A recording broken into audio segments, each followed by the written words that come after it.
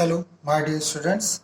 Welcome to another video based on trigonometric identities.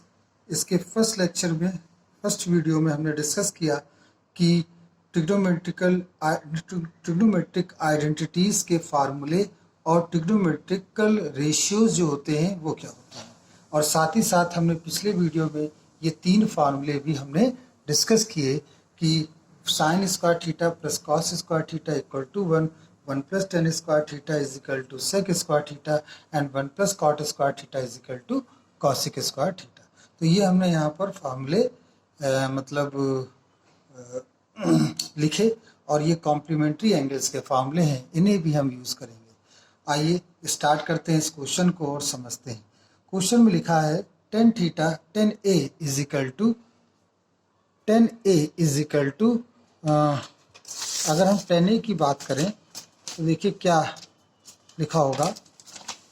Ten A equal to है 12/5 and A is a acute angle. Acute angle का मतलब ये जो angle होगा वो लेस देन 90 डिग्री होगा।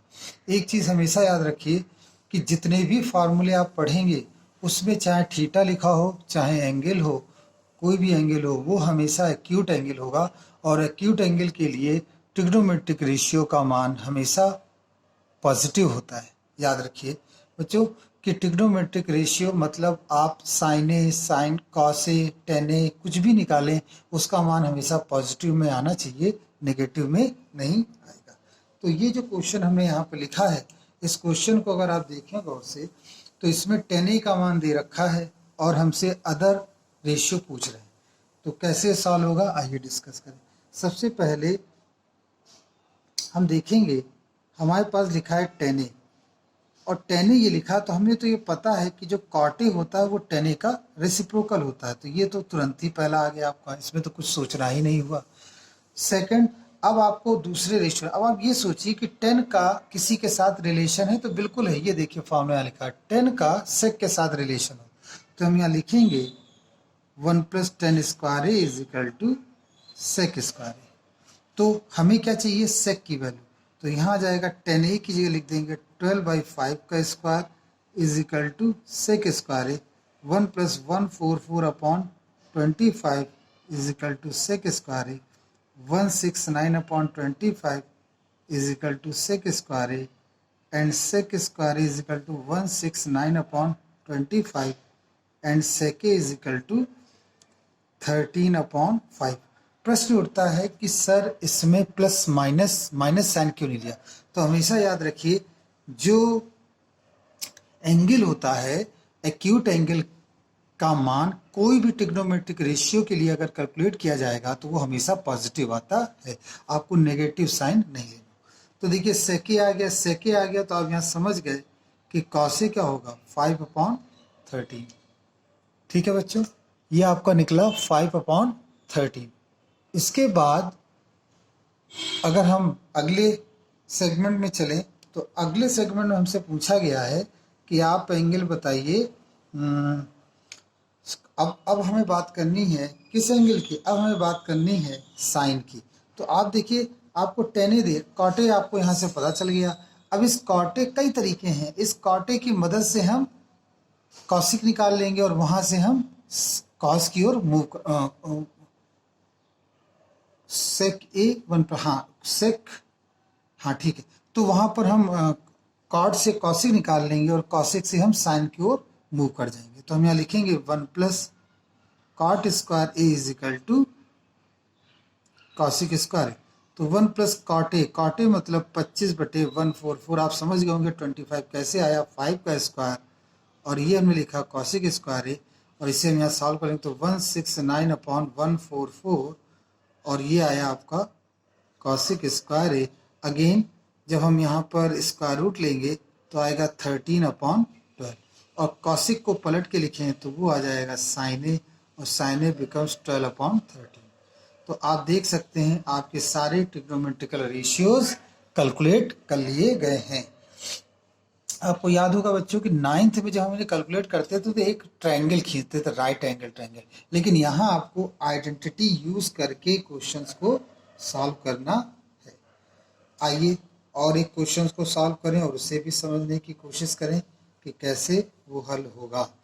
तो आइए देखते हैं। एक क्वेश्चन लिखा है tan theta is equal to 1/√5 और आपको फाइंड करना है, फाइंड वैल्यू ऑफ, किसकी वैल्यू निकालनी है, हमें वैल्यू निकालनी है cosec square theta sec square theta upon cosec square theta plus sec, इसकी हमें वैल्यू कैलकुलेट करनी है। आई होप क्वेश्चन क्लियर हो गया होगा। क्या हमने क्वेश्चन लिखा है बच्चों? क्वेश्चन में लिखा है कि क्वेश्चन में है tan theta is equal to 1/√5 है, find value of cosec square theta minus sec square theta upon cosec square theta plus sec square, इसकी वैल्यू हमें निकालनी है। तो आइए देखिए कैसे सॉल्व होगा। बहुत सिंपल है क्वेश्चन। सबसे पहले तो हमें tan की मदद से कॉसिक स्क्वायर थीटा का मान निकालना है और सेक स्क्वायर। आपको फार्मूला पता है कि tan का सेक के साथ रिलेशन होता है, तो हम यहाँ लिखेंगे 1 + tan square theta is equal to sec square theta. तो ये आ जाएगा 1/5 इज इक्वल टू सेक। अब ये 5 क्यों आया बच्चों? क्योंकि जब स्क्वायर करोगे तो रूट हट जाएगा। फिर यहाँ लिखेंगे sec square theta is equal to 6/5, एक आपका निकल आया 6/5। अब हम बात कर लें किसकी? अब हम बात करें कॉसिक की, क्योंकि यहाँ पर हमारा कॉसिक भी है। तो उसके लिए हम जानते हैं 1 + cot square theta is equal to cosec square theta होता है। तो हम यहाँ पर फॉर्मूला लिख देंगे और कॉट की वैल्यू कितनी होगी आप जानते हैं। अगर tan थीटा 1/5 है तो कॉट थीटा हो जाएगा 5/1। 1 लिखा नहीं जाता है, हम डायरेक्टली क्या लिख देंगे, √5 का स्क्वायर, और फिर इसे हम सॉल्व कर लेंगे इजीली। तो ये लिखा है कॉसिक स्क्वायर थीटा और ये आ जाएगा 1 + 5 becomes cosec square theta and cosec square theta is equal to 6।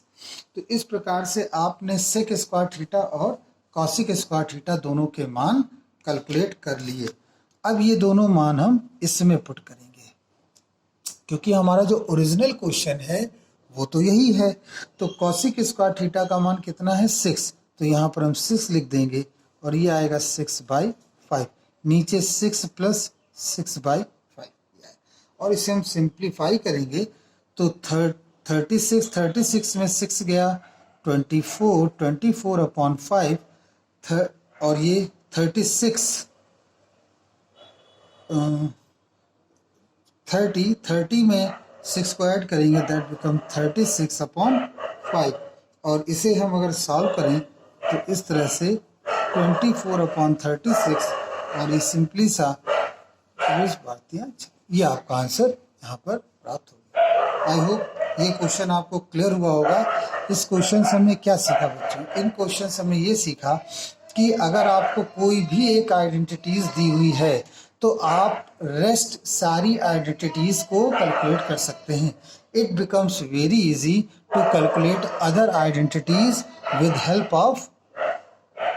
Of given identities. इन फार्मूलों की मदद से आप दूसरे कोई भी आइडेंटिटी को कैलकुलेट कर सकते हैं। आई होप ये वीडियो आपको पसंद आया होगा। इसको लाइक करिए, शेयर करिए और इस वीडियो जो भी वीडियो मैं यूट्यूब पे अपलोड करूंगा उसका एक इन्फो मैं व्हाट्सएप ग्रुप जो कि मैथ फॉर 9 और मैथ फॉर 10 के लिए मैंने बना रखा है उस पर भी मैं अपलोड कर दूंगा। उसका लिंक मैं उस ग्रुप पे दे दूंगा, जिससे आप आसानी से पर डे नियमित रूप से आप उस वीडियो को देख सकें। Thank you very much.